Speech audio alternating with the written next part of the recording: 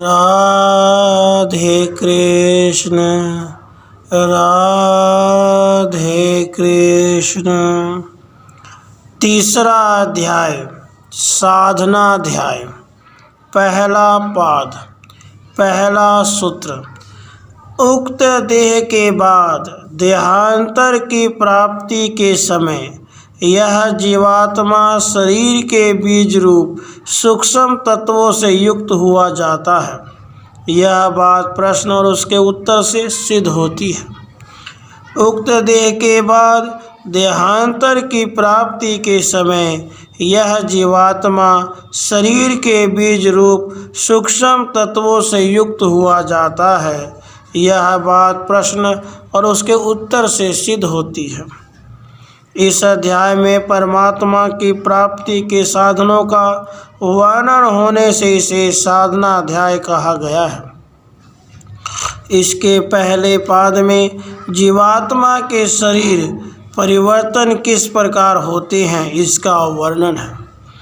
इस सूत्र में यह बताया गया है कि मृत्यु के बाद यह जीवात्मा केवल स्थूल शरीर का त्याग करता है।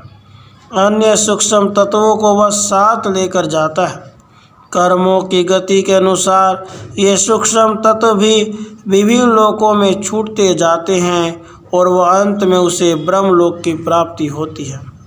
इन सूक्ष्म तत्वों में मुख्य जल तत्व को बताया गया है, जिसकी 5वीं आहुति में वह पुरुष रूप हो जाता है। छांदोग्य उपनिषद में इसका विस्तार से प्रश्नोत्तर रूप में राजा प्रवाहन ने ऋषि कुमार श्वेत केतु तथा उसके पिता को समझाई थी। तो राजा ने कहा कि द्युलोक रूप अग्नि में श्रद्धा संकल्प की पहली आहुति देने से सोम की उत्पत्ति होती है। फिर सोम की आहुति मेघ रूपी अग्नि में देने से वर्षा की उत्पत्ति होती है। तीसरी आहुति पृथ्वी रूप अग्नि में वर्षा की आहुति देने से अन्न की उत्पत्ति होती है। चौथी आहुति में पुरुष रूप अग्नि में अन्न की आहुति दी जाती है, जिससे वीर्य की उत्पत्ति होती है, तथा 5वीं आहुति में स्त्री रूप अग्नि में वीर्य की आहुति दी जाती है, जिससे गर्भ की उत्पत्ति होकर पुरुष की उत्पत्ति होती है।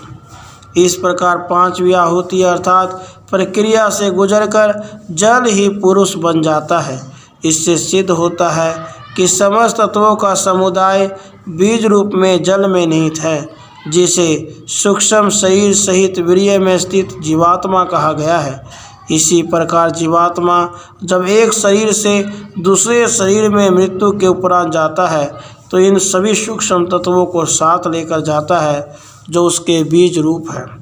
इन्हीं से पुनः नए शरीर का निर्माण होता है। दूसरा सूत्र।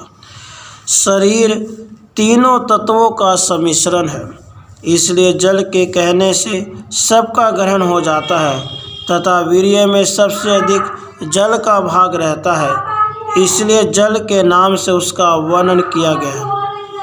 शरीर तीनों तत्वों का सम्मिश्रण है, इसलिए जल के कहने से सबका ग्रहण हो जाता है, तथा वीर्य में सबसे अधिक जल का भाग रहता है, इसलिए जल के नाम से उसका वर्णन किया गया है। छांदोग्य उपनिषद में जगत की उत्पत्ति में वर्णन में कहा गया है कि तीनों तत्व अर्थात तेज, जल और पृथ्वी का सम्मिश्रण करके उसके बाद परमेश्वर ने नाम और रूप को प्रकट किया। इन तीनों तत्वों में सभी तत्वों का मिश्रण समझ लेना चाहिए। वीर्य में सभी भौतिक तत्व रहते हैं, तथापि जल के अधिकता होने से वहाँ उसी के नाम से उसका वर्णन किया गया है।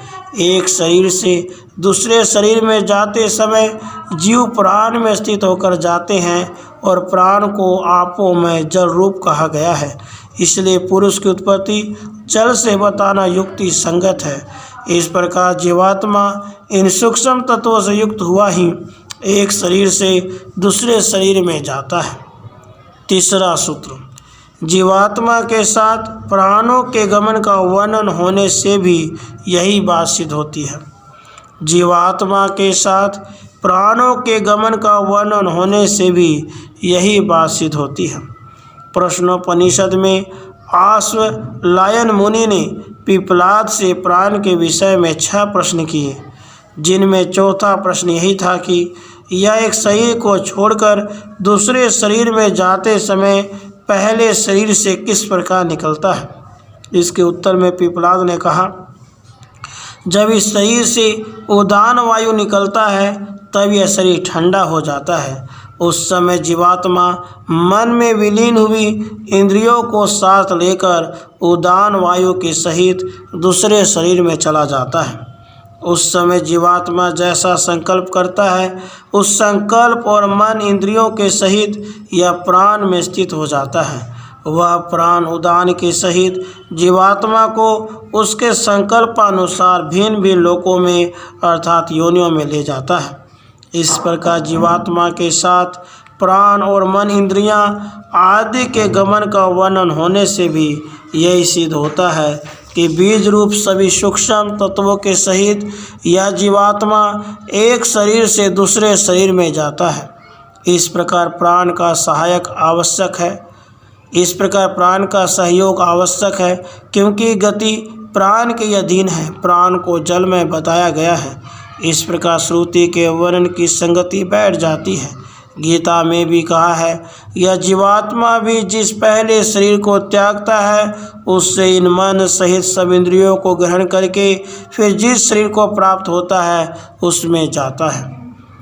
चौथा सूत्र, यदि कहो कि अग्नि आदि में प्रवेश करने की बात श्रुति में कही गई है इसलिए यह सिद्ध नहीं होता, तो यह ठीक नहीं है, क्योंकि वह श्रुति अन्य विषयक होने से गौण है।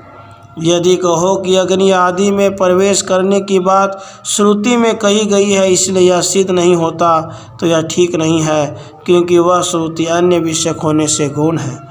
बृहदारण्यक उपनिषद में कहा गया है कि मरण काल में वाणी अग्नि में विलीन हो जाती है, प्राण वायु में विलीन हो जाते इत्यादि, किंतु यह प्रश्न के रूप में कही गई है, इसलिए यह वर्णन गौण है। 5वां सूत्र, यदि कहा जाए कि प्रथम आहुति के वर्णन में जल का नाम नहीं सुना गया है, इसलिए अंत में यह कहना कि 5वीं आहुति में जल पुरुष नाम वाला हो जाता है विरुद्ध है, तो ऐसी बात नहीं है, क्योंकि पूर्वापर की संगति से यही सिद्ध होता है कि वहाँ श्रद्धा के नाम से उस जल का ही कथन है।